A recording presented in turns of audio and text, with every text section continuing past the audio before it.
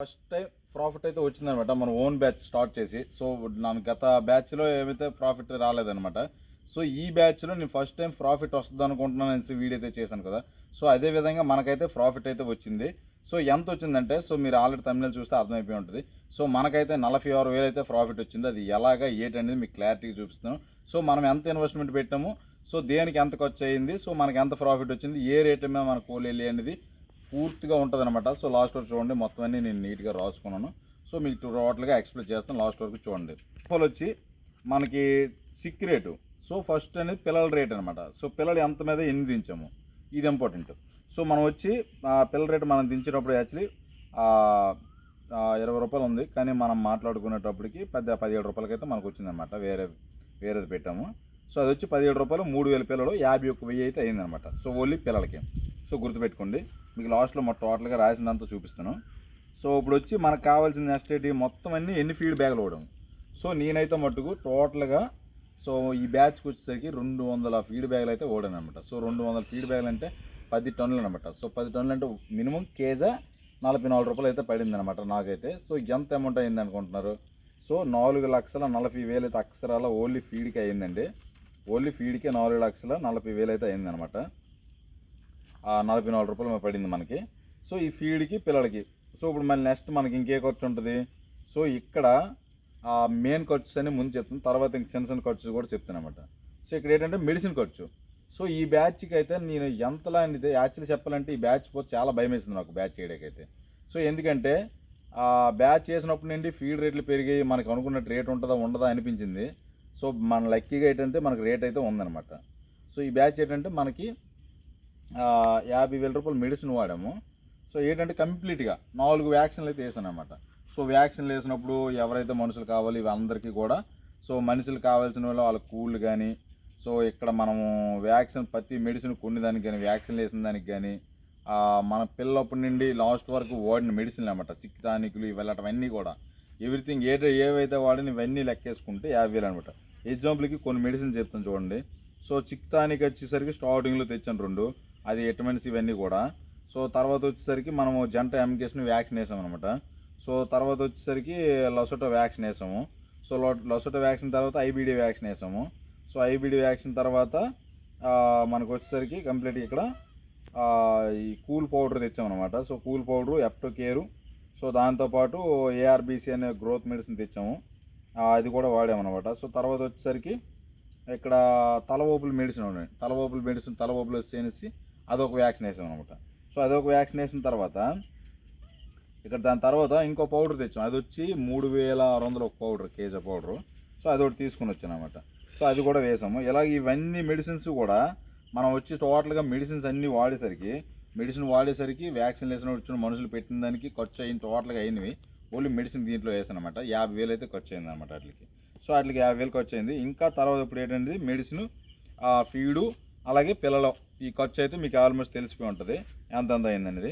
So ఇప్పుడు వచ్చేసరికి మనకి పిల్లలు రాకముందు క్లీనింగ్ ప్రాసెస్. యాక్చువల్లీ అన్ని డ్రింకర్లు ఇప్పుడు ఏవైతే పడేసి ఉన్నాయో, సో ఇదే విధంగా మొత్తం అన్ని నీట్గా క్లీన్ చేసి మన డ్రింకర్లు, సో ఇదే విధంగా నీట్గా క్లీన్ చేసి మనము పిల్లలు వేసుకుంటాం కాబట్టి, అదే విధంగా మనం వేసాం కాబట్టి, సో దానికి వచ్చేసరికి మనకి 8,000 అయితే ఖర్చు అయిందనమాట. సో 8,000 ఖర్చు అయింది. దాంతోపాటు తర్వాత వేసిన తర్వాత సున్నాలు ఇవన్నీ కూడా ఖర్చులోనే ఉన్నాయి. అదే కూడా మెడిసిన్ దీంట్లో వేసాను అనమాట 50,000 దాంట్లో. ఇవన్నీ సపరేట్ పెద్దవన్నీ రాశాను, సున్నలు చిన్నవన్నీ ఆ 50,000 దీంట్లో కలిపిస్తాను అనమాట. సో ఇప్పుడు నెక్స్ట్ వచ్చేసరికి మనం వాక్ వచ్చి 12,000 తీసుకొచ్చాం అనమాట. సో 12,000కి మాకు ఇప్పుడు రేట్ తగ్గింది, కానీ ఇంతకుముందు అదే బండి అయితే మాకు 18,000 కూడా దించిన రోజులు ఉన్నాయి. కానీ ఇప్పుడైతే ఆ సీజన్లో ఈ తక్కువ రేట్ ఉంటుంది కాబట్టి మనకు 12,000కి ఈసారి దిగింది మనకు వాక్కి. సో వాక్ 12,000 అయింది. సో నెక్స్ట్ వచ్చేసరికి వర్క్. ఇక్కడ ఏంటంటే నేను పెట్టుకున్న దానికి 20,000 వర్క్ అయిందనమాట. 2 సెట్లకి వర్క్ చేసిన దానికి నేను, మా వైఫ్ ఒక మార్నింగ్ సాయంత్రం ఒకరు వస్తుంది, దాంతోపాటు నాతోపాటు ఒక మనిషిని పెట్టుకున్నాను కాబట్టి సో మాకైతే 20,000 ఖర్చు అయితే అయింది. సో ఇక్కడ మాకు ఇంకోటి ఏంటంటే కరెంటు బిల్లు 10,000 అయితే అయిందనమాట. ఓన్లీ నా 2 సెట్లకి వాటికి కలుపుకొని సపరేట్ అయింది, కానీ మన ఓటా వచ్చేసరికి 10,000 అయిందనమాట. సో ఇంకా ఇక్కడ లిఫ్టింగ్ అయ్యేటప్పుడు 3,000 ఖర్చు అయిందనమాట. సో వాళ్ళకి ఏదైనా మనము అమౌంట్ ఇవ్వడం, మళ్ళీ తర్వాత వచ్చి లైట్ పూట వస్తే ఎక్స్ట్రా అమౌంట్ ఇవ్వడం, సో భోజనాలు ఇవన్నీ కలుసుకొని 3,000 అయితే అయిందనమాట. సో ఇవన్నీ ఖర్చులు కలుపుకొని ఇప్పుడు ఈ ఖర్చులన్నీ మీకు చూపిస్తాను రండి. సో ఇక్కడ వచ్చేసరికి ఇవన్నీ మెడిసిన్ అనమాట నేను తీసుకున్నవి. సో అలా ఇవే ఎందులోనూ మనం ఇంకా కొనుక్కొని ఉంటాయి కదా. సో ఇక్కడ మీరు చూసుకోవచ్చు నేను మొత్తం నీట్గా మన పిల్లల ఏ రేటు మీద ఉన్నాయని. ఇక్కడ వచ్చి 17 రూపాయల రేటు మీద 3000 పిల్లలు అయితే దించాను. సో 50 ఎక్కువ అయ్యింది. సో దాంతోపాటు బ్యాగులు వచ్చేసరికి 10,000 కేజీలు వాడాను. 44 రూపాయలు 440,000 అయితే మనకు అయ్యింది అనమాట ఖర్చు. సో ఓన్లీ ఫీడ్ వరకు గుర్తుపెట్టుకోండి. 3000 పిల్లలు ఎవరైతే ఓన్గా వేద్దాం అనుకుంటున్నారో సో ఈ ఖర్చు అనేది మీకు చాలా అవసరం అనమాట. ఎంత ఖర్చు అవుద్ది అనేది మీకు ఇప్పుడు దాకా తెలియదు కాబట్టి మీరు ఇది నన్ను ఫాలో అవడం వల్ల మీకు తెలుస్తుంది అనమాట. సో ఇక్కడ నేను మెడిసిన్స్కి వాడిని మీకు ఆల్రెడీ చెప్పాను ఏ మెడిసిన్ వాడిని, ముందు మెడిసిన్ బిల్స్ కూడా చూపించాను కదా. సో ఇక్కడ వాక్ అనమాట. ఇక్కడ వచ్చి మన క్లీనింగ్ లైన్ కూడా ఇది వర్క్ అనమాట. సో ఇక్కడ ఎలక్ట్రికల్ బిల్లు, ఇక్కడ మన లిఫ్టింగ్ అనేది ఖర్చు టోటల్గా వచ్చి మనకి 5,94,000 అయితే అయ్యిందనమాట కదా. సో మనకైతే 5,94,000 అయితే ఖర్చు అయితే అయిందనమాట. సో మీకు తెలిసే ఉంటుంది, నేను ఏదైనా సరే ఉన్నట్టుగా చెప్తాను. ఏది కూడా మనకి రానిదని చెప్పను, వచ్చినట్టు చెప్తాను, రానిది వచ్చింది రానట్టు అయితే చెప్పను అనమాట. సో ఎలాగైతే మనం ఏదైతే వాడామో నా బ్యాచ్కి ఎంత ఖర్చు అయింది, సో ఇలాగ ఎంత వచ్చి యాక్చువల్లీ చెప్పాలంటే ఈ బ్యాచ్ నాకు ఎంత భయం వేసిందంటే, సో ఫస్ట్ అయితే ఫీడ్ రేట్లు పెరిగిపోయినాయని భయం వేసింది. సో తర్వాత వచ్చేసరికి ఏదైతే మోటాలిటీ అయినాయో సో మోటాలిటీ కూడా భయపడుతుంది అనమాట. లేదంటే మోటాలిటీ కానీ నాకు మినిమం లాస్ట్లో తగ్గుంటే మినిమం 1 lakh దాటే వచ్చేది అనమాట. సో బ్యాడ్ లెక్క ఏం చేస్తాం, పర్లేదండి, ఎంతో కొంత ఫస్ట్ టైం అయినా సరే ప్రాఫిట్ అయితే చూస్తున్నాను. సో మనకి 46,000 ప్రాఫిట్ కూడా చెప్తాను అనమాట, ఎంత రేట్ల మీద ఇవన్నీ కూడా. సో మీరు ఎవరైతే ఇంకా సబ్స్క్రైబ్ చేసుకునేదో ఓన్గా ఎవరైతే వేద్దాం అనుకుంటున్నారో ఈ ఖర్చులన్నీ ఎన్ని వేల పిల్లలకి ఎంత ఖర్చు అవుతుంది అనేది ఇక్కడ మీకు క్లారిటీగా చూసుకోవచ్చు. ఎందుకంటే సుమారు 3,000 పిల్లలకి దాదాపు 6 లక్షల దాకా అయింది. అంటే 5,90,000 4,000 అనుకోండి.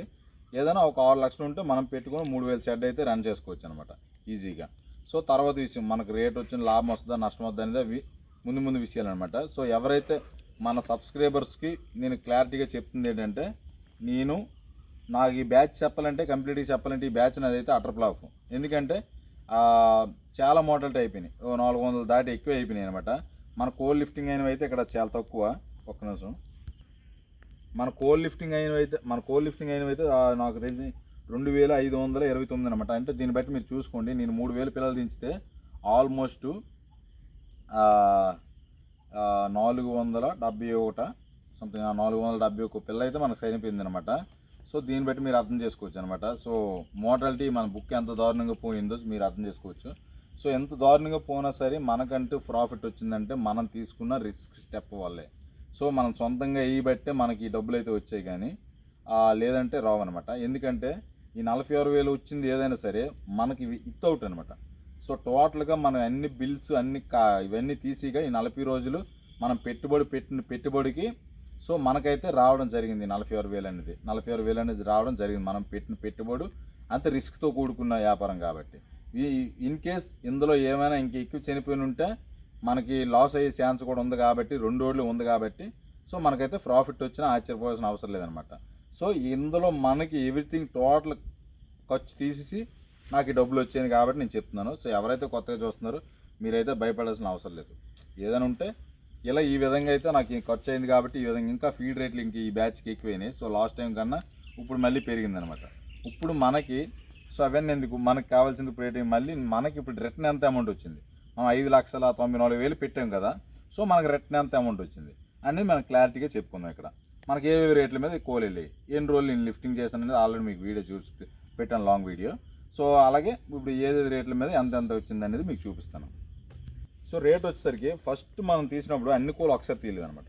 సో అప్పుడు వచ్చేసరికి రేట్ వచ్చి 121 ఉందని చెప్పాను లాస్ట్ వీడియోలో. సో సేమ్ అంతే ఉంది. సో దాంట్లో 2 రూపీస్ మైనస్ తీస్తే మనకు 190కి అనమాట, అంతే 119 రూపాయలకి అయితే మన రేట్ వెళ్ళింది. అప్పుడు వచ్చేసరికి నేను తీసినవి కేవలం తక్కువ అనమాట. అప్పుడు వచ్చేసరికి 1,300 కేజీలు 1,363 కేజీలు అయితే తీసాను. అది వచ్చేసరికి 1,62,000 దాకా అయితే చిల్లరు. ఇప్పుడు మీకు డైరెక్ట్ చూపిస్తాను, వచ్చేయండి.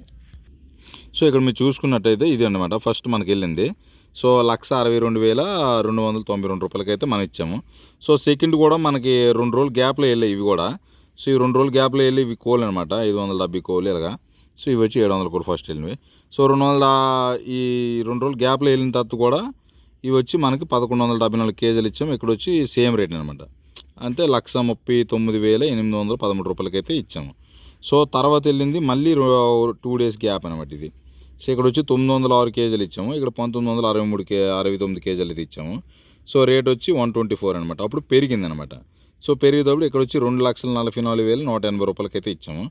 సో ఇక్కడ వచ్చేసరికి మళ్ళీ లాస్ట్ ఎంత ఇక్కడతో కంప్లీట్ లాస్ట్ 350 మీకు వీడియోలు పెట్టాను. 350 నుండి 400 మధ్యలో అవుతాయి. సో 350 కోల్ లిఫ్టింగ్ అయితే అయ్యాయి అనమాట అప్పుడు. సో అప్పుడు వచ్చి 760 కేజీలు అయితే ఇస్తే ఇది కూడా సేమ్ రేట్ అనమాట. సో 94,339 రూపాయలకి అయితే మనం ఇచ్చాం. సో ఇక్కడ టోటల్ అమౌంట్ వచ్చేసరికి 6,40,625 రూపాయలకైతే మనం అయితే సేల్ చేసాం అనమాట. సో ఇందులో మనం పెట్టిన బడ్జెట్ ఎంత 5,94,000 అయితే మనం బడ్జెట్ పెట్టాము. సో అది తీసిస్తే మనకు వచ్చిన ప్రాఫిట్ ఇది అనమాట. సో మీకు అర్థమైందని అనుకుంటున్నాను. 46,625 రూపాయలు అయితే మనకు ప్రాఫిట్ అయితే వచ్చింది. సో ఇదేనమాట మీరు చూసారు కదా ఆల్రెడీ మన ప్రాఫిట్ గురించి. సో ఈ అమౌంట్ వచ్చినా నాకు ఆనందంగానే ఉంది. ఎందుకంటే నేను చాలా లాస్ట్ టైం బ్యాచ్ నుండి చాలా డిసప్పాయింట్ అయ్యాను అనమాట. సో అంత రేట్ల మీద దించిన తర్వాత నాకు ఎటువంటి లాభం రాకపోయేసరికి చాలా అంత డబ్బులు పెట్టి రిస్క్ చేసినందుకు ఎటువంటి లాభం రాలేదు. సో లాస్ట్ టైం చూసుకుంటే నేను తక్కువ పిల్లలు దించాను. సో ఇప్పుడు ఒక 1000 పెంచుకుంటూ దించాను అనమాట. సో అంత తక్కువ డబ్బులకు వచ్చేసరికి నాకు డిసప్పాయింట్ అయితే అయిపోయాను. సో అలాగే నేను రాలేదని ఊరుకోకుండా మళ్ళీ వేసాను అనమాట. సో ఇది అన్సీజన్లో కూడా ఇంత రేట్ అయితే ఉంటుందని అనుకోలేదు. మన అదృష్టం కొలిది. సో ఆ దేవుడిని మొక్కుకున్నమాట నేను. ఏంటండి నాకు ఈ రేటు నిలబడాలి ఎలాగైనా సరే. నేను ముందే మోడల్ వచ్చిన తర్వాత లెక్కేసాను. సో 450, 470 ఒకటి ఇంత ఇప్పుడు వచ్చి తెలిసింది. కానీ నాకు అప్పుడు తెలియదు కదా 450, 430 ఎన్ని ఉంటాయి అనేసి అనుకోండి రాసుకున్నాం.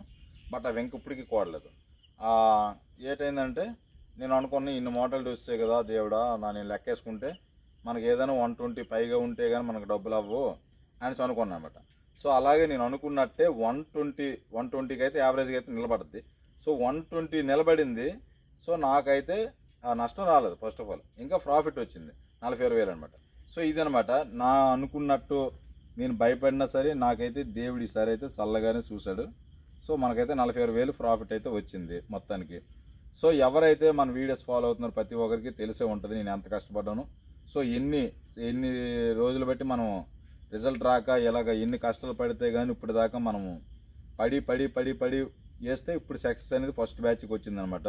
సో ఇలాగే రావాలని దేవుడిని కోరుకుంటున్నాను. సో మన సబ్స్క్రైబర్స్ అందరికీ చెప్పింది ఒకటే అనమాట. సో నేను రిస్క్ తీసుకొని ఒక స్టెప్ వేయడం వల్ల నాకు ఈ ప్రాఫిట్ వచ్చింది. పైగా నా బుక్ అయితే ఇక్కడ అట్టర్ ఫ్లాప్.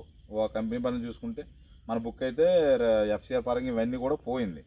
కానీ అయినా సరే మనకు ప్రాఫిట్ వచ్చిందంటే ఆ ఓన్ బ్యాచ్ మనకు రేట్ ఉంటప్పుడు ఆటోమేటిక్గా ప్రాఫిట్ అయితే వస్తాయి అనమాట. అదే దీంట్లో మనకి రేట్ లాస్ట్ టైం మనం ఎంతకి ఇచ్చాం 105, 107కి ఇచ్చాము. సో అప్పుడైతే మనకి ఏ ప్రాఫిట్ రాలేదు. సో అదే ఇప్పుడు రిపీట్ అయింది అనుకోండి. సో కంప్లీట్లీ ఫెయిల్ అవుతుంది అనమాట. అప్పుడు మనకు నష్టం వచ్చే ఛాన్స్ ఉంది. సో లక్కీగా మనకి రేట్ ఉంది కాబట్టి సో సక్సెస్ అయింది. సో ఇది ఫ్రెండ్స్ వీడియో అయితే. సో వీడియో నచ్చినట్టయితే సో మన ఛానల్ సబ్స్క్రైబ్ చేసుకుని పెట్టుకోండి. ఇలాంటి ఇన్ఫర్మేటివ్ వీడియోస్ మీకు రావాలంటే ఖచ్చితంగా బెల్ ఐకాన్ ఆన్లో పెట్టుకోండి. సో ఎవరైతే ఇప్పుడు దాకా చూస్తున్నారో సో చూసిన వాళ్ళకి ప్రతి ఒక్కరికి నా థ్యాంక్స్ అండి. సో ఎవరైనా సరే ఇంకా పాత వాళ్ళు ఎవరైనా ఉంటే సో మీకు ఏమైనా డౌట్స్ ఉంటే కామెంట్ చేయండి. సో అలాగే లైక్ చేసి పెట్టుకోండి. మీకు సపోర్ట్ కొరకు జస్ట్ లైక్ చేయండి చాలు. ఇంకా కొత్త వాళ్ళకి రికమెండ్ అవుతుంది కాబట్టి. సో మళ్ళీ నెక్స్ట్ వీడియోలో మీకు కలుద్దాం.